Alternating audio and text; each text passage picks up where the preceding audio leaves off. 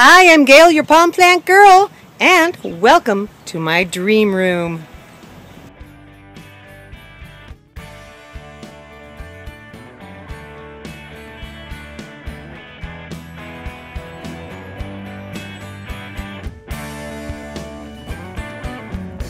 It begins inside your mind and seeps into your life.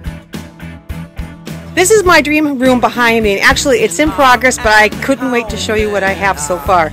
So we got a whole bunch of little stuff to show you between goats and water lilies and my shoestring pond. So let's take a walk around and take a look at what I have.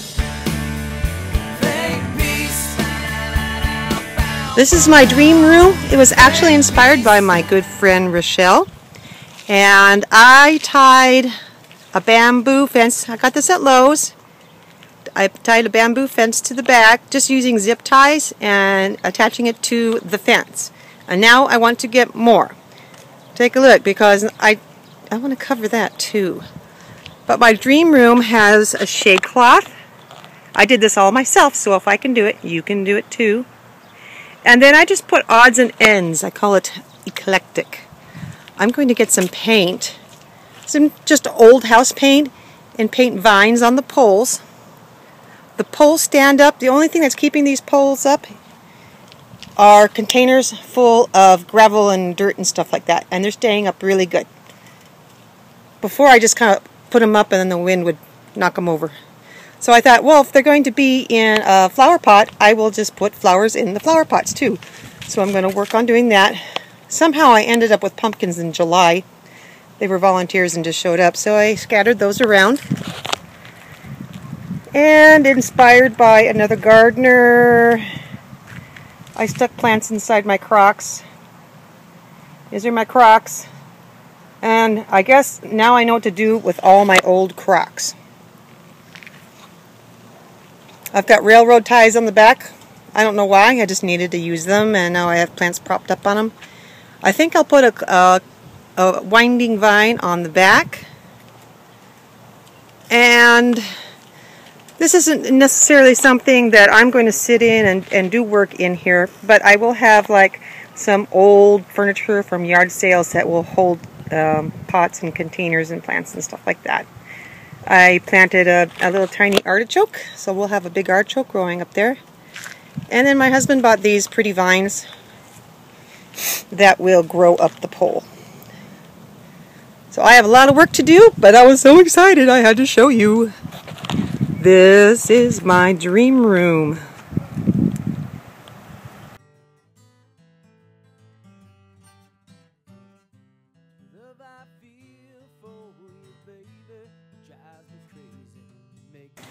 I was tired of that look. It's not a kiddie pool, it's a pond. So I took contact paper, which was kind of difficult because it kept wrinkling on me. Maybe I'll do better next time. I took contact paper and I put it all around the outside of this one big pond. Took two big rolls.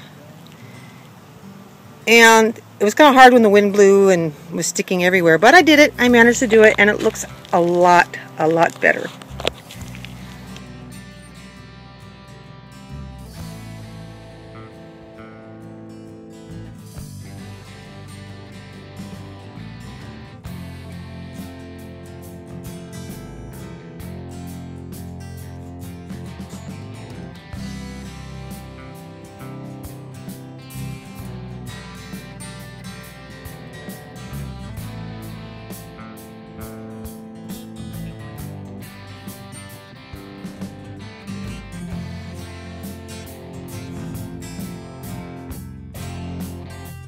Holy cow, check it out. These are my water lotus seeds that I'm going to plant. And they grew. And they grew and they grew and they grew.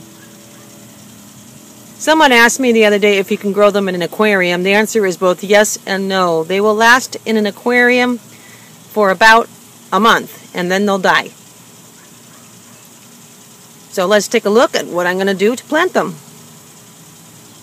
Hey there, water lotus seeds can grow about an inch a day, so they grow pretty fast. Here is the little seed, and here is the sprout growing like crazy. It was growing inside my house, so I'm taking it out to pot. And what you can use to pot your water lotus seeds, there's a bunch of different methods. If you have heavy clay soil, you can use that. But I don't have that available here where I'm at, so I use decomposed granite and I mix it with sand. And I don't put any steer manure in it. These little boogers, they're very sensitive to fertilizers, and they'll burn and fry. So don't put any fertilizer in with your water lotus seeds. Also, if you're in a pinch, you can use topsoil as long as it's heavy, but don't use potting soil. Potting soil will get all fluffy and the seeds will like pull right out. So be a little creative. Anything that's heavy. If you're really in a bind, you could use sand. I might mix it with a little bit of pea gravel just to hold it down. And I'll show you what I'm going to do with this little guy and his cousins. You might remember my decomposed granite pile from another video. This is what I had delivered. It's decomposed granite mixed with river sand. If you don't have decomposed granite or river sand available where you live, you could always get fresh water, mucky muck soil, gooey sand, the stuff you find, or even in a lake. You can use that kind of soil too, as long as it's heavy and gooey and thick enough to hold your lilies and your lotus seeds down. Some people might say, oh, well, you'll be introducing microorganisms into your pond and it'll kill your fish. Well, it's not a koi pond, it's a plant pond. And if you're swimming in the river and lake, don't worry about it. It's just fine. I have no problems with that at all. So that's something that you can use. Today I'm going to be using recycled soil that I use from old lilies and old other, like irises and plants like that I've washed into a barrel. It does have some fertilizer in it, but it's kind of wasted fertilizer. It's very, very, very weak. So I highly do not recommend any fertilizer in your lotus when you're first planting it. It's fine for water lilies, but not for water lotus seeds. Now, if you get a water lotus root, a tuber, then aquatic fertilizer is just fine. This is my recycled soil that I saved from rinsing off plants such as this umbrella palm. I rinse off plants to ship bare root, and then I save the soil. And this is what I'm going to use for my water lotus seed. It's just, look at it, it's really thick. It's not, it might dirty up the water a little bit, only because I probably have a little bit of potting soil in here. But most of it is just the really thick, gooey stuff. Yeah. So this is what I'm going to use. This is just a regular old black nursery pot. I'm going to fill it up, stick the seed inside. See how coordinated I am. So I'm just squishing it in there. No fertilizer, although there is some leftover fertilizer, as I said before, in this. But when you do it, and you're first learning about water lotus seeds, highly recommend no fertilizer at all for lotus seeds. The ones you're growing from scratch from these little guys. So I just poked a hole in, pushing it down. Simple as that. This is Perry's Double White. I just potted it in a 1-gallon container.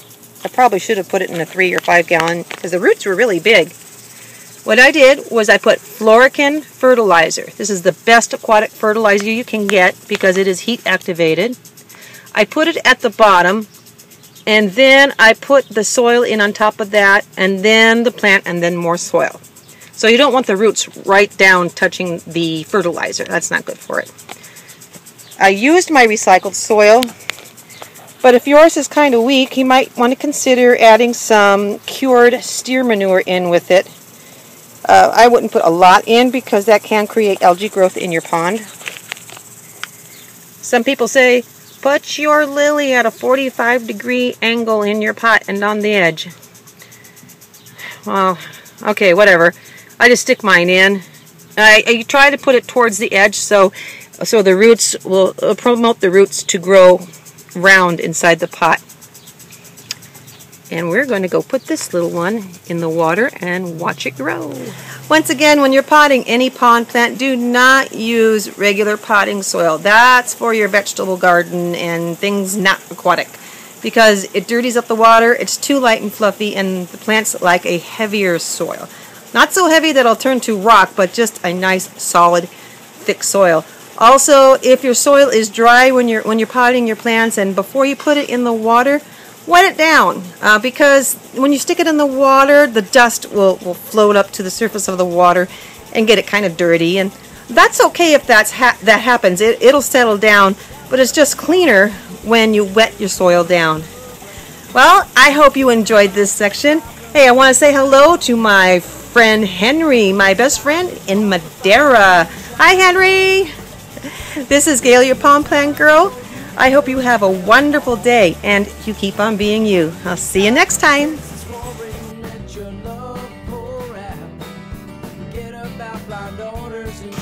Do you want some food? You want some food? I punked out my goats. I gave them leather collars with spikes on them. So now they're punk goats.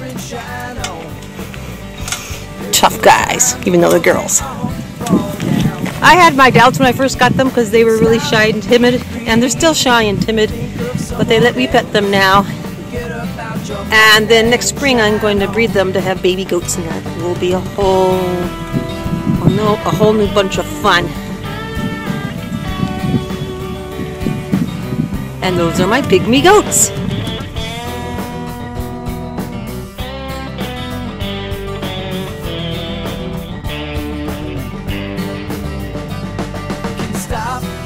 Missiles and shine on. There's still time before we're blown to kingdom come. Oh crap. I forgot to turn off the water again. My water bill's going to be really high. Alright, Noah, get out your ark. Ah!